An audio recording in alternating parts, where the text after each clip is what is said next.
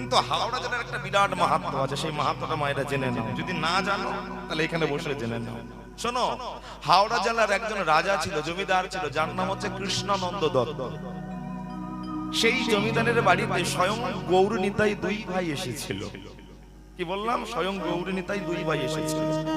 কটা দিন ছিল? মাত্র দুটো দিন। দুটো দিন থাকার পর কৃষ্ণানন্দ দত্ত যখন গৌর নিতাইকে যখন বিদায় দেয়, গৌর নিতাই চরণ যে গ্রামে পড়েছিল, কৃষ্ণানন্দ দত্ত খুব আদর করে, খুব ভালোবেসে ওই গৌর নিতাই চরণ যেখানে পড়েছিল, কৃষ্ণানন্দ দত্ত সেই গ্রামটাকে ভালোবেসে একটা নাম দিয়ে দিল, যার নাম হচ্ছে আন্দুল। জানো তো মায়েরা আন্দুল? জানো তো? হ্যাঁ, ভালো করে শুনে রাখো।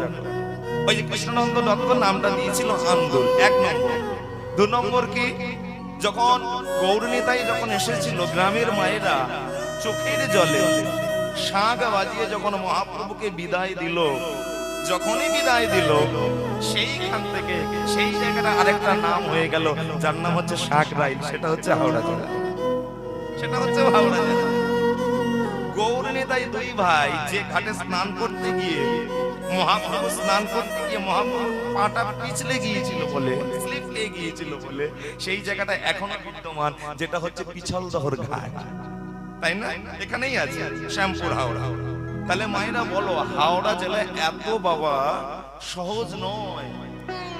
স্বয়ং গৌর নিতাই এখানেই প্রেম দিয়েছে, গৌর নিতাই স্বয়ং এখানেই ভক্তি দিয়েছে, গৌর নিতাই সম্পূর্ণ ভাবে ভক্তদেরকে শিখিয়েছে যে কেমন করে ভগবানকে ডাকতে হয়।